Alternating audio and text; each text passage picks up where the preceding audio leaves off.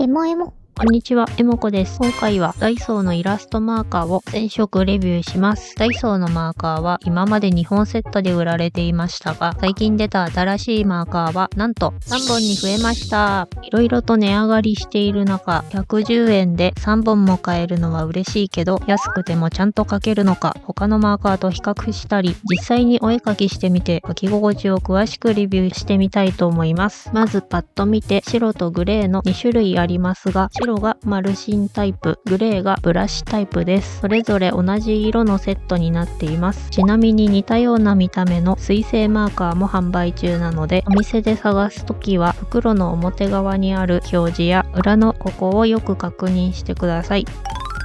それでは早速開封していきましょう。新しいイラストマーカーは全18袋。そのうちの半分の9袋がマルシンタイプで、残りはブラシタイプです。色の種類は透明色が2本入っているので、3本 ×9 袋は27色ではなく全26色です。それぞれ同じ色のセットが販売中なので、どちらのタイプか選んで買うと良さそうです。今までのマーカーと色名が同じものもあるので、後ほど比較してみます。開封しました。グレーがブラシタイプで、白がマルシンタイプです。ペンの見た目はマルシンタイプが前回のマーカーとよく似ていますが、イラストレーションマーカーの文字がアルコールベースドマーカーに変わりました。ペン軸は四角くて、キャップには色名が書かれています。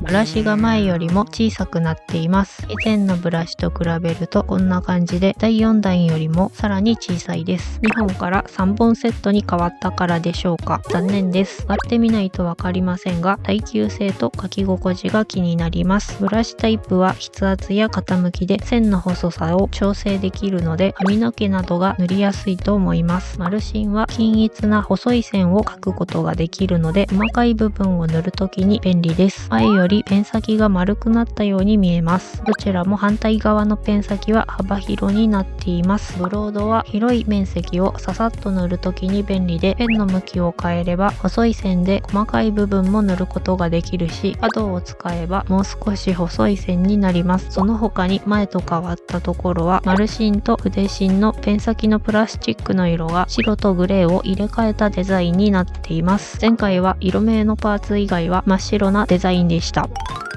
次は色の種類を見てみます。今回もパソコンで色見本表を作ったので塗ってみました。キャップの色と実際に塗った時の色が違って見えることがあるので、色見本表を作っておくと何色で塗るか選ぶ時に便利です。薄い色は少なめですが、鮮やかで濃い色が多くてポップな感じです。青は少ないですが、肌に使える色が多いように思います。人物イラストを塗りたい人は、肌に使える色が入ったニュアンスカラーまたはオーガニックカラーに上の6つのセットから好きな色を選んで買うと良さそうです。3色縛りで色塗りしてみるのも楽しいかもしれません。今までのイラストマーカーと同じ色名がいくつかあるので、全く同じ色なのか見比べるために塗ってみました。前回のマーカーと比べたら9色違う色になっていました。前回までのダイソーのイラストマーカーを持っていて、欲しい色だけ買い足す人はよかったら参考にしてみてください。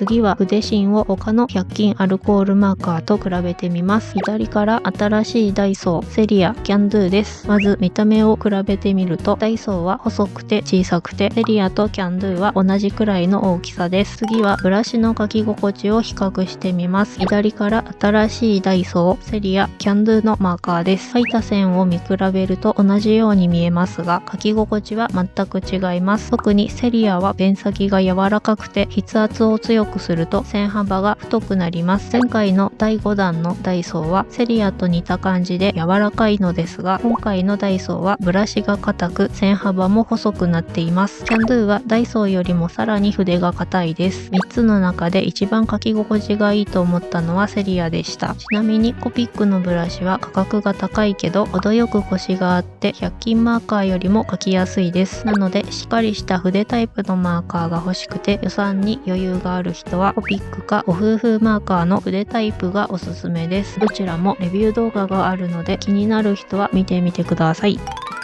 次は実際にイラストを塗ってみます。 iPad で線画を描いて家のプリンタでコピー用紙に印刷しました。線画の下には机を汚さないようにいらない紙などを敷いています。肌の色から塗っていきますが、思ったより色が濃かったのでクリアブレンダーで薄めて塗ってみました。下にある紙にインクを押し出すような感じです。やりすぎると周りの髪の毛や服にインクがぼやっと広がってしまうので、ほどほどに塗ります。できれば最初から薄い色を使う方が綺麗だし、変なにじみ方をすることがあるので、塗った後に濃すぎたっていう緊急時の塗り方です。ついでにインクが乾く前に頬を塗りました。インクを薄くする別のやり方としてグラデーションもあります。ペン先を上向きに立てた状態でクリアブレンダーを上からくっつけると透明のインクが下に移動します。その状態で塗ると最初は透明ですが、だんだんと色が出て元の濃さに戻ります。濃くなる前に再びクリアブレンダーを染み込ませたら色が薄いまま塗ることができそうです。ただし塗りムラができたり急に色が濃くなって失敗することもあります。クリアブレンダーを塗った後に色を塗ると薄くなるかもということで、足はこの塗り方とペン先をくっつける塗り方の両方を試しました。顔よりは薄い色で塗ることができたように思います。影にはパステルライラックを塗りました。基本的に筆芯を使って広い面を塗るときは幅広で塗るようにしました。慎重に塗らないとすぐ線からはみ出るので難しいです。はみ出たところはクリアブレンダーで色を薄めることができますが、完全には消えないし、にじみが広がることもあるので注意です。仕上げに色鉛筆を使って完成。ということで今回はダイソーのイラストマーカー全色をレビューしてみました。1本あたり約37円でコピックと比べるとかなり安いので、アルコールマーカーを使ってみたい初心者の人にはおすすめです。動画で使用した色見本表のデータをこの動画の説明欄からダウンロードできるようにしたので、家にプリンターがある人はよかったら印刷して使ってください。使う紙によって塗った時の色が微妙に変わるので、イラストを描く時と同じ紙に白黒設定で印刷すると便利です。このチャンネルではおすすめの画材やお絵描き関連の動画を投稿しています。別の動画でセリアのイラストマーカーのレビューやアルコールマーカーの塗り方を紹介した動画もあるので、よかったら見てみてください。この動画が参考になったよという人はチャンネル登録や高評価、コメントなどしてもらえると動画を作る励みになるのでよろしくお願いします。ご視聴ありがとうございました。